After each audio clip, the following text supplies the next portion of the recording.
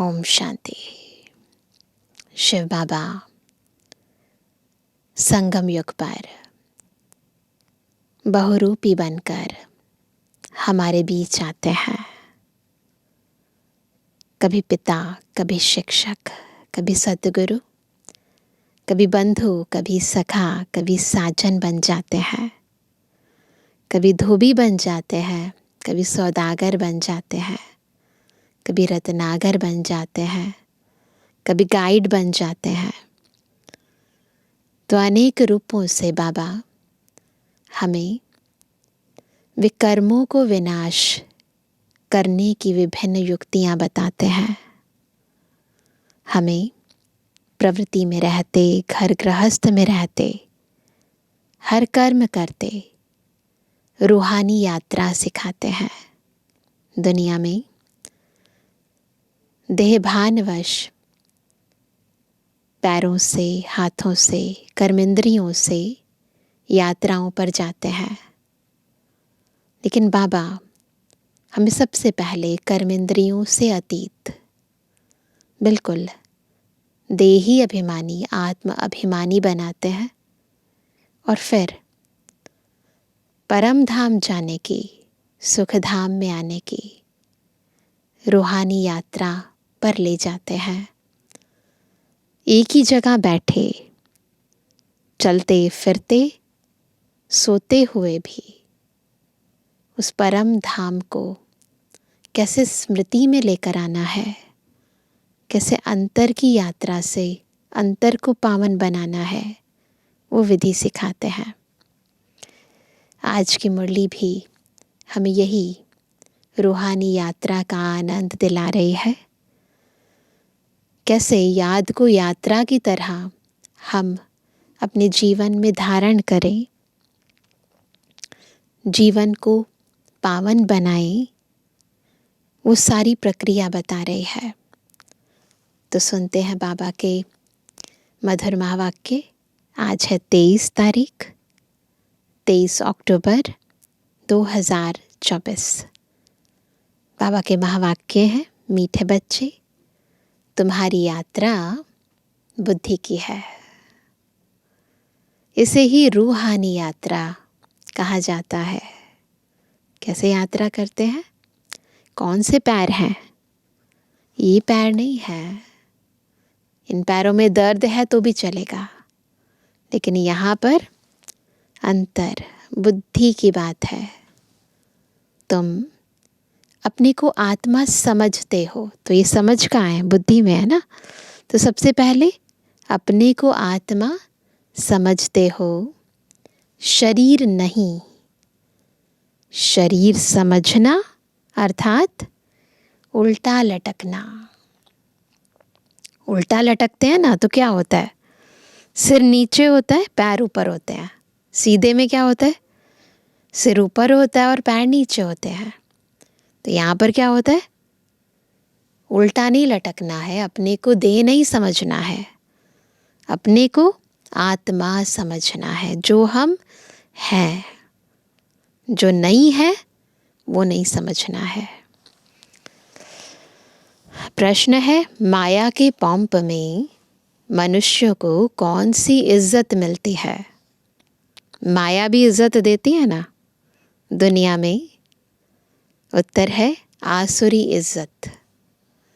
मनुष्य किसी को भी आज को इज्जत देंगे, कल उसकी बेइज्जती करते हैं, गालियां देते हैं। माया ने सबकी बेइज्जती की है। कुछ अच्छा किया, वाह वाह, थोड़ा भी बुरा हुआ तो इतनी बातें बनाते हैं। पतित बना दिया है। बाप आए हैं तुम्हें दैवी इज्जत वाला बनाने। कौन सी इज्जत मिलती है? दैवी इज्जत मिलती है। ओम शांति। रूहानी बाप रूहों से पूछते हैं। सब रूह होकर बैठे हैं ना? कहाँ बैठे हो? तुम कहेंगे विश्व की रूहानी यूनिवर्सिटी में। रूहानी अक्षर तो वो लोग जानते नहीं। विश्वविद्यालय तो दुनिया में अनेक हैं, यह है सारे विश्व में एक ही रूहानी विद्यालय। एक ही पढ़ाने वाला है। क्या पढ़ाते हैं, है ना? रूहानी विद्यालय तो क्या पढ़ाएंगे? रूहानी नॉलेज।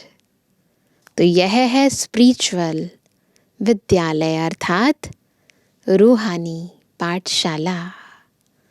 स्पिरिचुअल अर्थात रूहानी नॉलेज पढ़ाने वाला कौन है ना? कौन पढ़ाएगा? यह भी तुम बच्चे ही अभी जानते हो।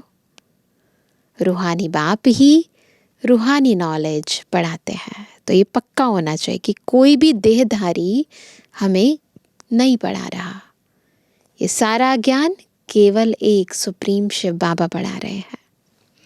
इसलिए उनको टीचर भी कहते हैं। स्पिरिचुअल फादर पढ़ाते हैं। टीचर भी है तो फादर भी है। अच्छा, फिर क्या होगा? तुम बच्चे जानते हो, इस रूहानी नॉलेज से हम अपना आदि सनातन देवी देवता धर्म स्थापन करते हैं। एक धर्म की स्थापना, बाकी जो इतने सब धर्म हैं उनका विनाश हो जाएगा।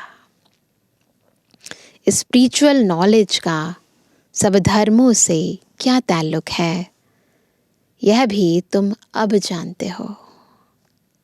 एक धर्म की स्थापना इस रूहानी नॉलेज से होती है। यह लक्ष्मी नारायण विश्व के मालिक थे ना, उनको कहेंगे रूहानी दुनिया, स्पिरिचुअल वर्ल्ड। स्पिरिचुअल नॉलेज से तुम राजयोग सीखते हो, राजाई स्थापन होती है। अच्छा, फिर और धर्मों से क्या ताल्लुक है?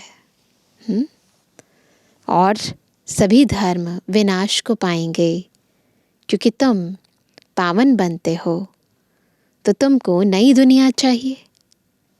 इतने सब अनेक धर्म खत्म हो जाते हैं, एक धर्म रहेगा। उसको कहा जाता है विश्व में शांति का राज्य। क्योंकि एक धर्म है ना, दो नहीं है। दो होते हैं तो बजती है, आवाज़ होती है, लड़ाई झगड़ा होता है। तो इसलिए एक धर्म यानी शांति का राज्य। अभी है पतित अशांति का राज्य, फिर होगा पावन शांति का राज्य। अभी तो अनेक धर्म है, कितनी अशांति है। सब पतित ही पतित हैं। रावण का राज्य है ना। अब बच्चे जानते हैं 5 विकारों को ज़रूर छोड़ना है। यह साथ में नहीं ले जाने हैं, है ना। परम धाम में विकारी चीज़ों की एंट्री नहीं अलाउड, तो साथ में नहीं ले जाने हैं। आत्मा अच्छे व बुरे संस्कार ले जाते हैं ना। जब जन्म पुनर्जन्म लेती है तो जो भी संस्कार होते हैं वो कैरी फॉरवर्ड होते हैं। तो बाबा कहते हैं, अब बाप तुम बच्चों को पवित्र बनाने की बात बताते हैं। क्या क्या बताते? पवित्र कैसे बना जाए। तो बाप बच्चों को पवित्र बनने की बात बताते हैं। उस पावन दुनिया में कोई भी दुख होता नहीं ना। जहाँ पवित्रता है ना, वहाँ सुख और शांति है ही है, तो दुख नहीं होता। ये स्पिरिचुअल नॉलेज पढ़ाने वाला कौन है? स्पिरिचुअल फादर, सभी आत्माओं का बाप। स्पिरिचुअल फादर क्या पढ़ाएंगे? Spiritual knowledge. इसमें कोई भी किताब आदि की दरकार नहीं, स्थूलता की कोई बात ही नहीं है। यहाँ पर सिर्फ अपने को आत्मा समझ बाप को याद करना है, पावन बनना है। बाप को याद करते करते अंतमति सुगति हो जाएगी। यह है याद की यात्रा। यात्रा अक्षर अच्छा है, वह है जिस्मानी यात्राएं, यह है रूहानी। उसमें तो पैदल जाना पड़ता है, हाथ पांव चलाते हैं। इसमें कुछ नहीं, ना पैदल भी नहीं जाना, हाथ पांव भी नहीं चलाने, सिर्फ याद करना है। भल कहाँ भी घूमो फिरो उठो बैठो, अपने को आत्मा समझ बाप को याद करो। डिफ़िकल्ट बात नहीं है, सिर्फ याद करना है। यह तो रियलिटी है ना। आगे तुम उल्टे चल रहे थे ना, अपने को आत्मा के बदले शरीर समझना, इसको कहा जाता है उल्टा लटकना, है ना। क्या समझना? शरीर समझना।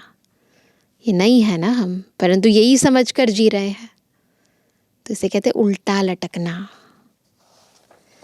अपने को आत्मा समझना यह है सुलटा। अल्लाह जब आते हैं तब आकर पावन बनाते हैं। अल्लाह की पावन दुनिया है, रावण की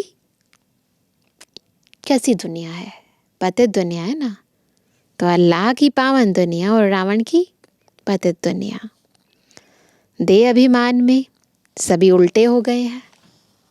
अब एक ही बार देही अभिमानी बनना है ना। सब उल्टे हो गए हैं।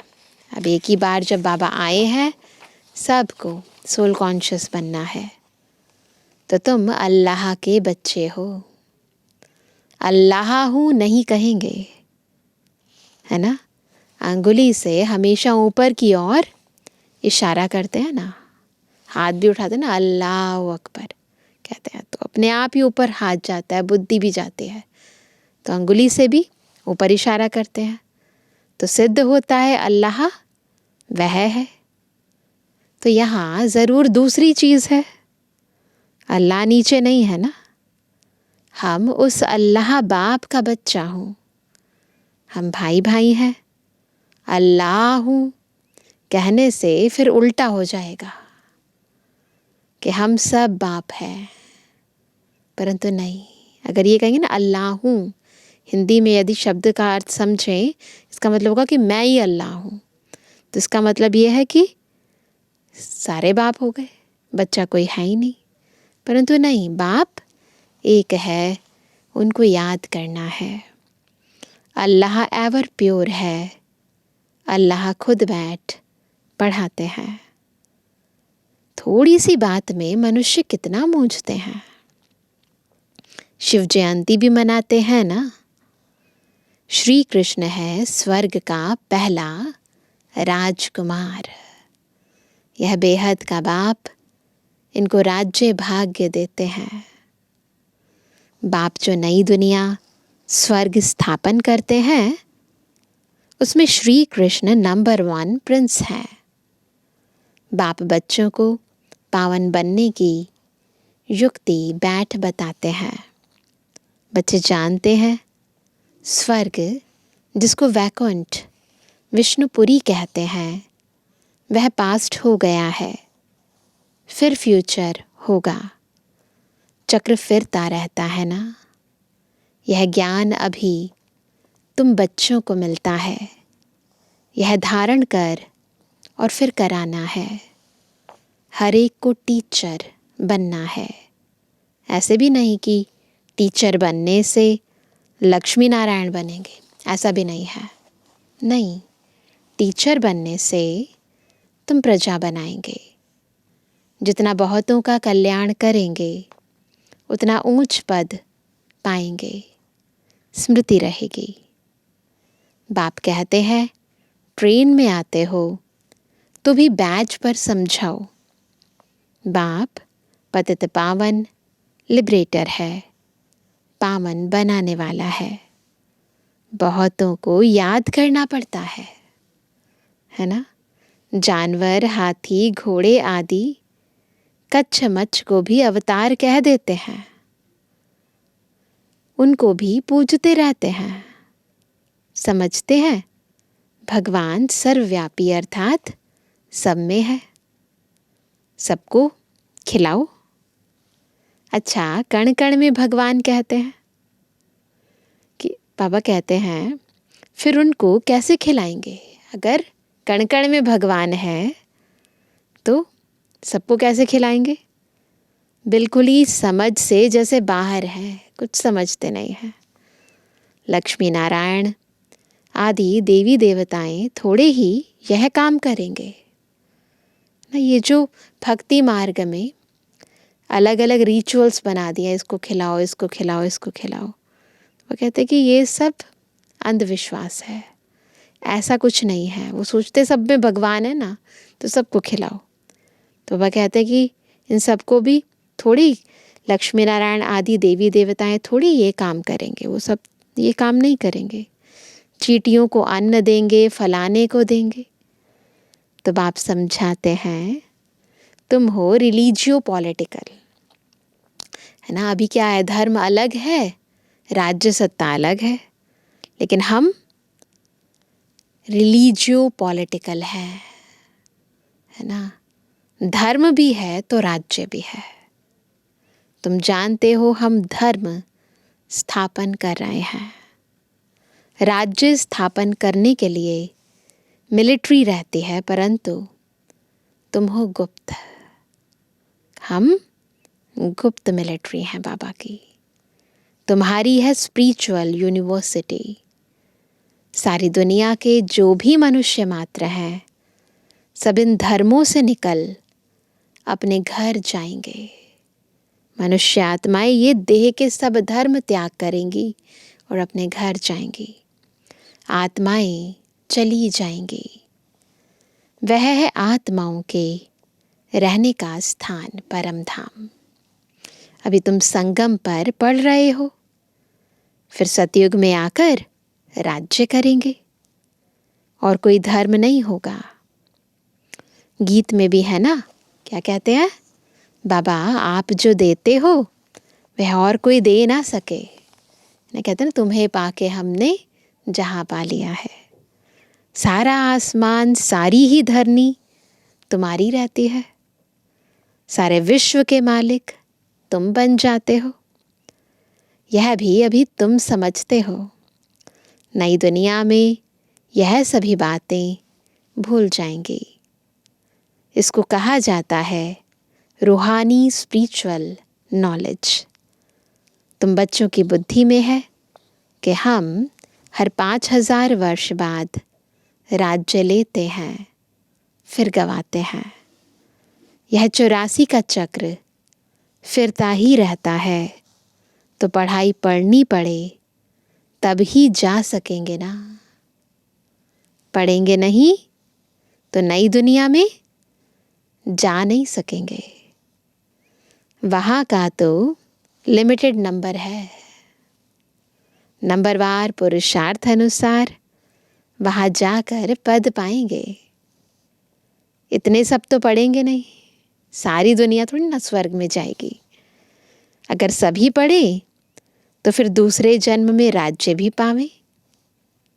पढ़ने वालों की लिमिट है ना। सतयुग में आने वालों की भी लिमिट है। सतयुग त्रेता में आने वाले ही पढ़ेंगे। तुम्हारी प्रजा बहुत बनती रहती है। देरी से आने वाले पाप तो भस्म कर ना सके। लेट आएंगे तो ज्ञान में लेट आएंगे तो योग लगाने का समय नहीं मिलेगा, तो पाप भस्म नहीं होंगे। पाप आत्माएं होंगी तो फिर सजाएं खाकर बहुत थोड़ा पद पा लेंगी, बेइज्जती होगी। जो अभी माया की बहुत इज्जत वाले हैं वह बेइज्जत बन जाएंगे। माया में या तो इज्जत कमा लो, है ना, फिर क्या होगा, उस माया में पड़ जाएंगे, योग लगाने का टाइम नहीं मिलेगा, फिर पद कम हो जाएगा, फिर बेइज्जत बन जाएंगे वहाँ पर। यह है ईश्वरीय इज्जत, वह है आसुरी इज्जत। तो चॉइस है, क्या लेनी है। ईश्वरीय अथवा दैवी इज्जत और आसुरी इज्जत में रात दिन का फर्क है। हम आसुरी इज्जत वाले थे, थे ना पहले, अब फिर दैवी इज्जत वाले बनते हैं। आसुरी इज्जत से बिल्कुल बैगर बन जाते हो। यह है कांटों की दुनिया, तो बेइज्जती हुई ना। फिर कितनी इज्जत वाले बनते हो सतयुग के अंदर।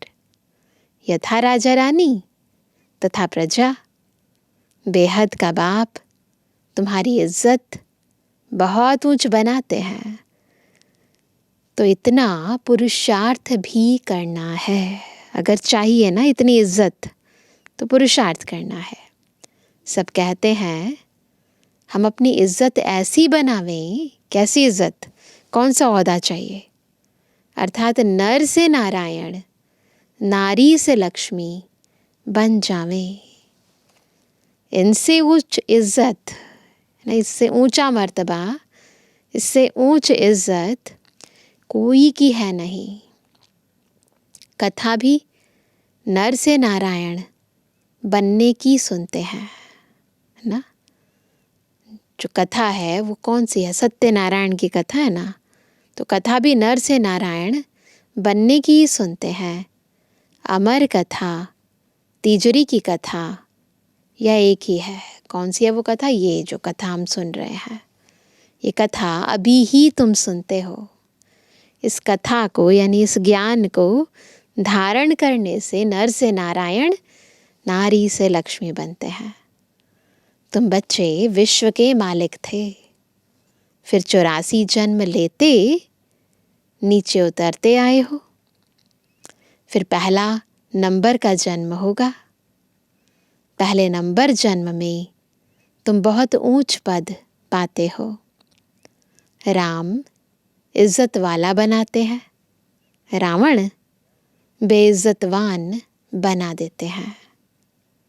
इस नॉलेज से ही तुम मुक्ति, जीवन मुक्ति को पाते हो। आधा कल्प रावण का नाम नहीं रहता है। यह बातें अभी तुम बच्चों की बुद्धि में आती हैं, सो भी नंबरवार। कल्प कल्प ऐसे ही तुम नंबरवार पुरुषार्थ अनुसार समझदार बनते हो। माया गफलत कराती है। बेहद के बाप को याद करना ही भूल जाते हैं, ये गफलत कराती है। भगवान पढ़ाते हैं, वह हमारा टीचर बना है, फिर भी एब्सेंट रहते हैं, पढ़ते नहीं है। दर दर धक्के खाने की आदत पड़ी हुई है ना। पढ़ाई पर जिनका ध्यान नहीं रहता है, तो उनको फिर नौकरी में लगा देना होता है। करते ना पेरेंट्स, देखते हैं बच्चे का पढ़ाई में ज़्यादा ध्यान नहीं है, तो फिर कहते ठीक है कोई नौकरी वोकरी कर लो छोटी मोटी। धोबी आदि का काम करते हैं, उसमें पढ़ाई की क्या दरकार है। फिर जो ओहदा है वो नीचे हो जाता है ना। व्यापार में मनुष्य मल्टी मिलियनर बन जाते हैं, नौकरी में इतना नहीं बनेंगे। उसमें तो फिक्स पगार मिलेगी। नौकरी में चाहे गवर्नमेंट जॉब हो चाहे प्राइवेट जॉब हो, उसमें तो फिक्स्ड तनख्वाह होती है ना। अब तुम्हारी पढ़ाई है विश्व की बादशाही के लिए। यहाँ कहते हैं ना हम भारतवासी हैं, पीछे फिर तुमको कहेंगे विश्व के मालिक। सतयुग में क्या कहेंगे? विश्व के मालिक। वहाँ देवी देवता धर्म के सिवाय दूसरा कोई धर्म होता नहीं। बाप तुमको विश्व का मालिक बनाते हैं, तो उनकी मत पर चलना चाहिए। कोई भी विकार का भूत नहीं होना चाहिए, थोड़ा भी विकार का भूत नहीं होना चाहिए। ये भूत बहुत खराब है। कामी की हेल्थ बिगड़ती रहती है।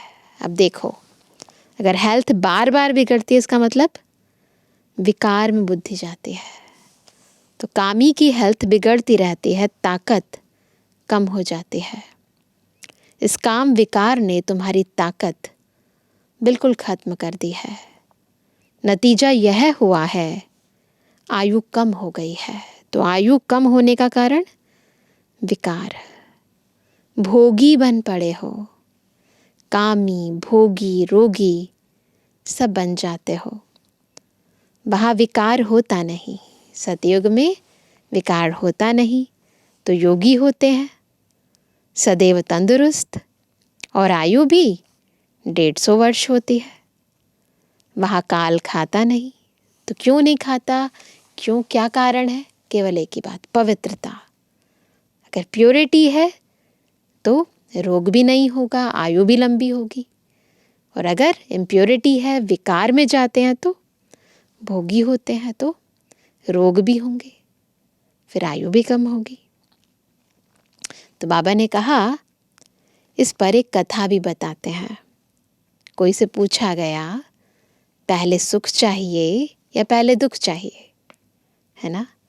तो उनको कोई ने इशारा दिया, बोलो पहले सुख चाहिए, क्योंकि सुख में चले जाएंगे तो वहाँ कोई काल आएगा नहीं, अंदर घुस ना सके। एक कथा बना दी है। बाप समझाते हैं तुम सुख धाम में रहते हो तो वहाँ कोई काल होता नहीं है। सुख धाम में काल नहीं होता, रावण राज्य ही नहीं। फिर जब विकारी बनते हैं तो काल आता है, फिर काल आता है। अचानक कभी भी शरीर छूट जाता है, अनसर्टेन है लाइफ। कथाएं कितनी बना दी हैं, काल ले गया फिर यह हुआ, दिखाते हैं ना, यमराज आए फिर ले गए फिर छोड़ गए। तो ये जो कहानियाँ बताते हैं ये बेसिकली ऐसा होता नहीं है। मैंने कहा ना काल देखने में आता है, ना आत्मा दिखाई पड़ती है। इनको कहा जाता है दंत कथाएं। कनरस की बहुत कहानियां हैं। अब बाप समझाते हैं वहाँ अकाले मृत्यु कभी होता नहीं। कहाँ? सतयुग में आयु बड़ी होती है और पवित्र रहते हैं। 16 कला, फिर कला कम होते होते एकदम 9 कला हो जाते हैं। मैं निर्गुण हारे में कोई गुण नाही, एक निर्गुण संस्था भी बच्चों की है, ऐसे बोलते हैं ना परमात्मा को या देवी देवताओं को कहते हैं आप सर्वगुण संपन्न हो, और मैं निर्गुण हूँ, मुझे निर्गुण हारे में कोई गुण नाही, आपे ही तरस परोई। तो बाबा कहते हैं हमारे में कोई गुण नहीं, हमको गुणवान बनाओ, सर्वगुण संपन्न बनाओ। अब बाप कहते हैं पवित्र बनना है, मरना भी है सबको। इतने ढेर मनुष्य सतयुग में नहीं होते, अभी तो कितने ढेर हैं। वहाँ बच्चा भी योग बल से होता है। यहाँ तो देखो कितने बच्चे पैदा करते रहते हैं। बाप फिर भी कहते हैं बाप को याद करो। वह बाप ही पढ़ाते हैं, टीचर, पढ़ाने वाला याद पड़ता है। जो पढ़ाता है वो टीचर तो याद रहता है ना। तुम जानते हो शिव बाबा हमको पढ़ा रहे हैं, क्या पढ़ाते हैं वह भी तुमको मालूम है। तो बाप अथवा टीचर से योग लगाना है। नॉलेज बहुत ऊंची है। अभी तुम सबकी स्टूडेंट लाइफ है। ऐसी यूनिवर्सिटी कभी देखी जहाँ बच्चे, बूढ़े, जवान सब इकट्ठे पढ़ते हो, एक ही स्कूल, एक ही पढ़ाने वाला टीचर हो, और जिसमें ब्रह्मा स्वयं भी पढ़ता हो। देखिए ऐसा कोई स्कूल, कोई यूनिवर्सिटी, वंडर है ना। शिव बाबा तुमको पढ़ाते हैं, ये ब्रह्मा भी सुनते हैं। बच्चा चाहे बूढ़ा कोई भी पढ़ सकते हैं। तुम भी पढ़ते हो ना ये नॉलेज। अब पढ़ाना शुरू कर दिया है। दिन प्रतिदिन टाइम कम होता चला जाता है। अभी तुम बेहद में चले गए हो। जानते हो यह 5000 वर्ष का चक्र कैसे पास हुआ?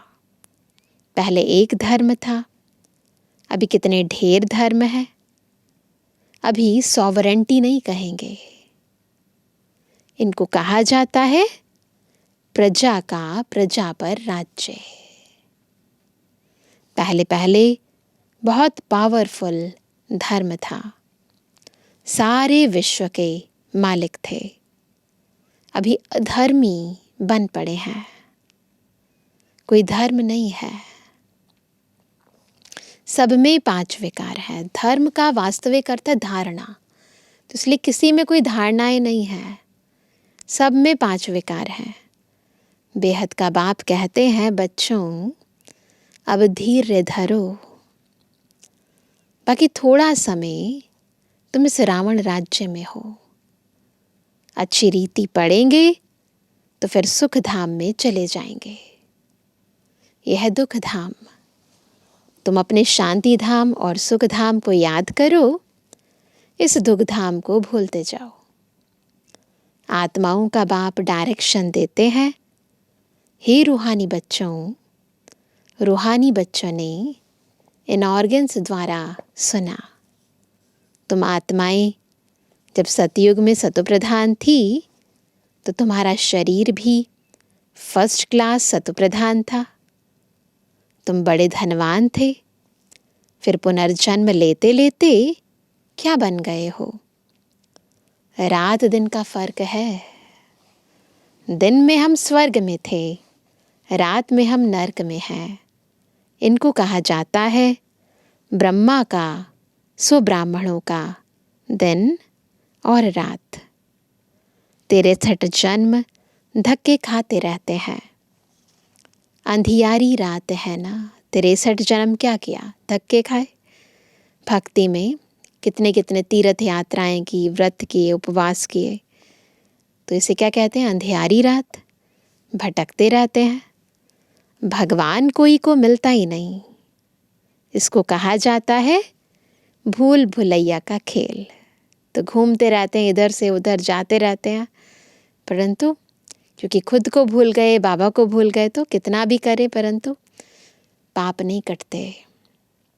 तो बाप तुम बच्चों को सारी सृष्टि के आदि मध्य अंत का समाचार सुनाते हैं।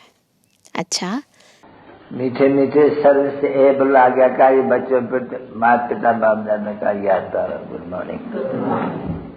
रूहानी बच्चों की रूहानी बाप दादा को गुड मॉर्निंग। नमस्ते नमस्ते नमस्ते। धारणा के लिए मुख्य सार। पहला, दर दर धक्के खाने की आदत छोड़ भगवान की पढ़ाई ध्यान से पढ़नी है। कभी एब्सेंट नहीं होना है। बाप समान टीचर भी ज़रूर बनना है। पढ़कर फिर पढ़ाना है। दूसरा, सत्यनारायण की सच्ची कथा सुन नर से नारायण बनना है। ऐसा इज्जतवान स्वयं को स्वयं ही बनाना है। कभी भूतों के वशीभूत हो, इज्जत गंवानी नहीं है। वरदान है संबंध और प्राप्तियों की स्मृति द्वारा सदा खुशी में रहने वाले सहज योगी भव। सहज योगी कैसे बनेंगे? जब संबंध और प्राप्तियों के आधार पर बाबा की याद करके स्मृति द्वारा खुशी में रहेंगे। सहज योग का आधार है संबंध और प्राप्ति। संबंध के आधार पर प्यार पैदा होता है, और जहाँ प्राप्तियाँ होती हैं वहाँ मन बुद्धि सहज ही जाता है। तो संबंध में मेरापन के अधिकार से याद करो। किसका है? मेरा बाबा, मेरी माँ। कौन? बाबा। दिल से कहो मेरा बाबा, और बाप द्वारा जो शक्तियों का, ज्ञान का, गुणों का सुख शांति आनंद प्रेम का खजाना मिला है, उसे स्मृति में इमर्ज करो। इससे अपार खुशी रहेगी और सहज योगी भी बन जाएंगे। बस दिल से कहो मेरा बाबा, और जो कुछ भी बाबा से प्राप्त होता है उन सब चीज़ों को इमर्ज रूप में स्मृति पटल पर लेकर आओ, फिर खुशी रहेगी और सहज योगी भी बन जाएंगे। स्लोगन है, देह भान से मुक्त बनो तो दूसरे सब बंधन स्वतः खत्म हो जाएंगे। तो सब बंधनों का मूल कारण है बॉडी कॉन्शियसनेस, देह भान। इसी से मुक्त होने का अभ्यास करो। सुनते हैं आज का व्यक्ति इशारा। बाप दादा से तो मिलन मनाते हो, लेकिन बड़े से बड़ा मिलन है आपस में संस्कारों का मिलन। जब यह संस्कार मिलन हो जाएगा तब जय जयकार होगी। इसके लिए मधुरता के गुणों का धारण करो। कौन सा गुण धारण करेंगे? मधुरता का गुण। तो इसके लिए मधुरता के गुण को धारण करो। कटाक्ष के बोल व कटु बोल नहीं बोलो। जैसे मिलन में हाथ मिलाते हैं, किसी से मिलते हैं ना तो हाथ मिलाते हैं, यह मिलन है संस्कार मिलन। अगर सबके संस्कार मिलकर बाप समान हो जाएं, सबके संस्कार एक समान हो जाएं, तो एक राज्य एक धर्म वाली दुनिया आ जाएगी। तो इसलिए एक धर्म एक राज्य वाली दुनिया चाहिए ना, तो इसलिए कभी भी किसी से कटु वचन नहीं बोलो। संस्कार मिलन की रास करनी है तो अपने संस्कार बाप समान बनाओ। अच्छा, ओम शांति।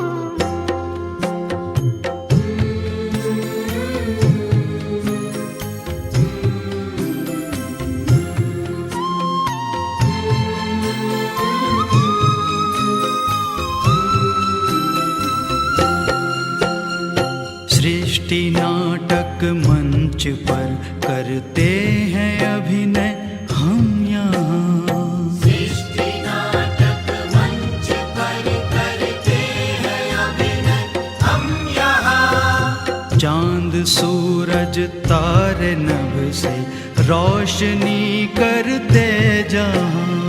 चांद सूरज तारे नभ से रोशनी करते जहाँ। जय पराजय सुख दुख ये खेल लगते सारे हैं। जय पराजय पराजय सुख दुख ये खेल लगते सारे हैं, खेल लगते सारे हैं।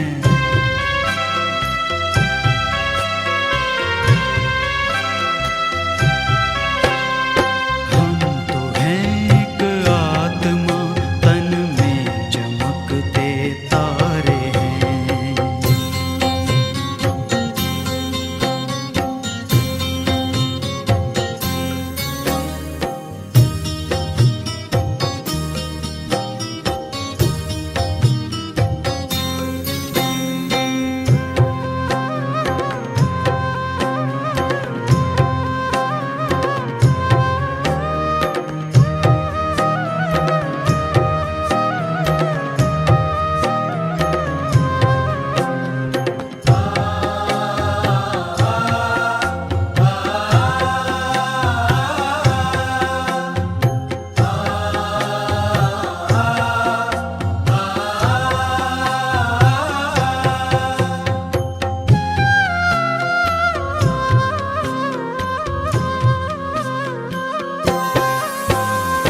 कर्म ही पूजा हमारी और सेवा साधना, कर्म ही पूजा हमारी और सेवा साधना। सांसों को प्रभु में लगाए रखना है आराधना, सांसों को प्रभु में लगाए रखना है आराधना। याचना क्या प्रार्थना क्या, प्रभु जो सब कुछ वारे हैं। याचना क्या प्रार्थना क्या, प्रभु जो सब कुछ वारे हैं, प्रभु जो सब कुछ वारे हैं।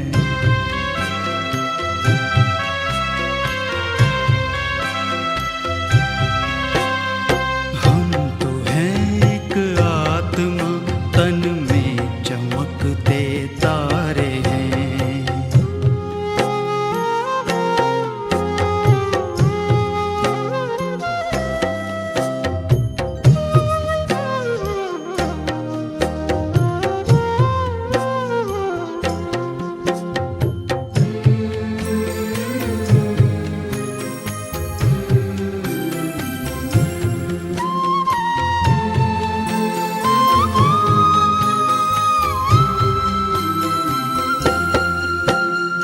कर्म योगी साथ प्रभु के, खेल जग का खेलना। कर्मयोगी साथ प्रभु के, खेल जग का खेलना। और फिर हो कर के साक्षी कर्म अपने देखना। और फिर हो करके साक्षी कर्म अपने देखना। खिल रहे हम कमल जैसे, सबसे न्यारे न्यारे हैं। खिल रहे हम कमल जैसे, सबसे न्यारे न्यारे हैं, सबसे न्यारे न्यारे हैं।